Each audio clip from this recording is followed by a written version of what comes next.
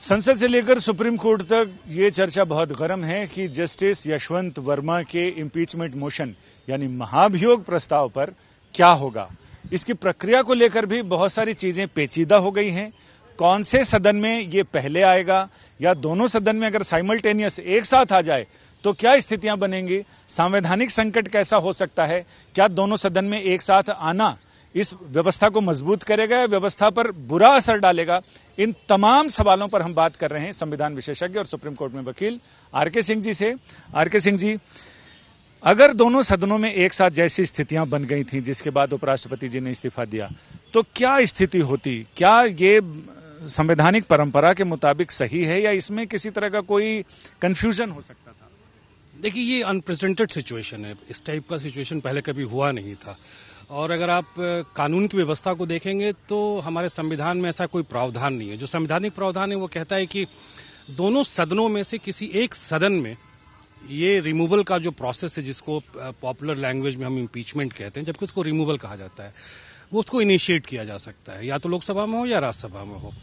तो जस्टिस वर्मा के केस में ये लोकसभा में पहले इंट्रोड्यूस हो गया था, 145 एमएलएज ने किया था, और सेकेंड हाफ में फिर ये राज्यसभा में भी मोशन आ गया। तो यहाँ पे कॉन्स्टिट्यूशनल कंफ्यूजन क्रिएट हो गया कि अब तो एक ही दिन दोनों सदनों में मोशन मूव हो गया, दोनों सदनों ने एक्सेप्ट भी कर लिया। तो मेरा जाती तौर पे मानना है कि ये कॉन्स्टिट्यूशनल इम्प्रोपराइटी थी on the part of vice president कि ऑलरेडी जब लोकसभा में ये एडमिट हो गया था तो इसको राज्यसभा में इस मोशन को एडमिट नहीं करना चाहिए था। संविधान जो है हमारा बस रिटन ही नहीं है, बहुत सारी चीजें परंपराओं से भी चलती हैं, और जब वो परंपरा कहीं लिखी नहीं होती है या पहले की नहीं होती है तो एक हार्मोनियस वे में उस परंपरा कन्वेंशन का इजाद भी किया जाता है। तो कायदे से लोकसभा में चूंकि पहले हुआ था और ये पूरी प्रोसीडिंग लोकसभा में ही चलनी चाहिए। धनखड़ साहब ने इसको राज्यसभा में ला करके, मैं फिर रिपीट कर रहा हूँ, ये कॉन्स्टिट्यूशनल इम्प्रोपराइटी किया था। अगर दोनों सदनों की जांच समिति कन्विक्ट कर देती तब तो ये बहुत इंटरव्यूइंग सिचुएशन क्रिएट हो जाता। तो वैसे सिचुएशन में जस्टिस वर्मा को फायदा हो जाता, जबकि ऐसा होता नहीं। और अगर इसके जानिब उन्होंने रिजिग्नेशन दिया है तो ये ठीक किया है, ये इस्तीफा होना चाहिए था, क्योंकि वो खुद भी एक संविधान विशेषज्ञ रहे हैं। किसी अल्टीरियर मोटिव से या किसी परोक्ष कारणों से उन्होंने ये काम किया। अगर किसी को संविधान की जानकारी नहीं होती, और इतने उच्च पदों पे बैठे हुए आदमी को अगर संविधान की जानकारी ना हो, ये माना नहीं जा सकता है, क्योंकि पूरी टीम काम करती है। तो कहीं ना कहीं एक, हम इसको अगर कोर्ट एंड कोर्ट में बोलें तो एक कॉन्स्टिट्यूशनल मिसशिफ की तरफ भी इशारा करता है, जिससे इनको बचना चाहिए था अगर यही इमीडिएट कारण है तो। सिंह साहब, अगर दोनों सदनों में साइमल्टेनियस चलता, एक सदन में लोकसभा में मान लीजिए वो मोशन गिर जाए और एक सदन में पास हो जाए, वैसी स्थिति में क्या होगा। क्या फिर दोनों एक दूसरे को अपने प्रस्ताव भेजेंगे, क्या होगा। इसके पहले ऐसी कोई एग्जाम्पल नहीं है हमारे संविधान में। जैसे रामास्वामी के समय, दिनकरन के समय, सौमित्र सेन के समय ये प्रोसीडिंग्स चली थी, दोनों प्रोसीडिंग्स गिर गई थी। ऐसा कभी हुआ नहीं है और भविष्य में भी ऐसे कुछ होने की संभावना नहीं है। अगर इसी संभावना के मद्देनजर अगर उपराष्ट्रपति साहब का इस्तीफा हुआ है तो बिल्कुल सही हुआ है। तो ये आप क्या कारण मानते हैं इस्तीफा होने को।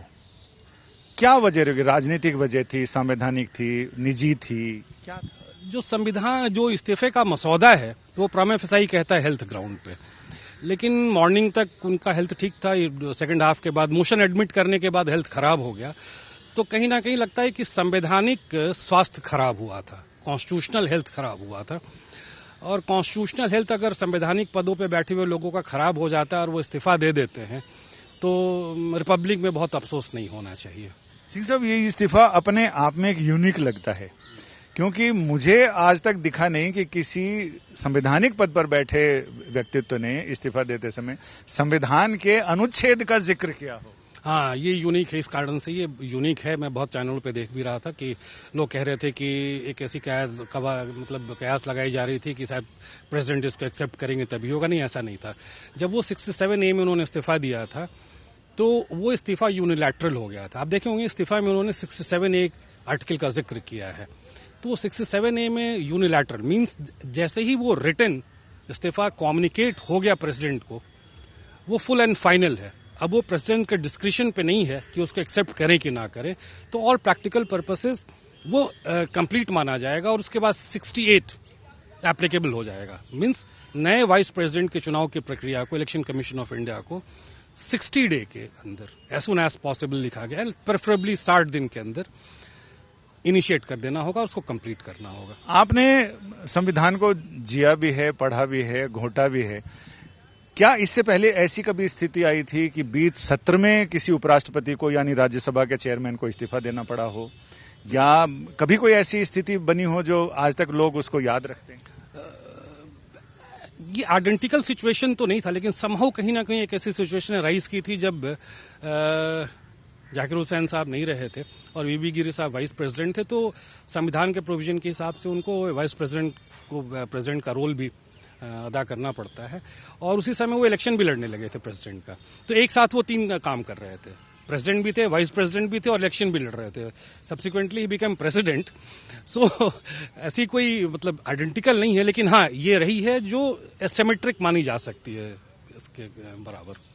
तो अब ये माना जाए कि आपने जो परंपराएं और जो प्रावधान बताए हैं, इसमें राष्ट्रपति जी ने एक्सेप्ट कर लिया धनखड़ साहब का इस्तीफा उपराष्ट्रपति का, लेकिन उनके पास कोई चॉइस नहीं थी। नहीं, कोई चॉइस नहीं था। 67 में जब उन्होंने इस्तीफा दिया है तो कोई चॉइस बचती नहीं है। दूसरी बात जी इस बात को समझना होगा कि उपराष्ट्रपति का एक ऐसा पद है जिसके पास कोई एक्सिक्यूटिव पावर्स नहीं है।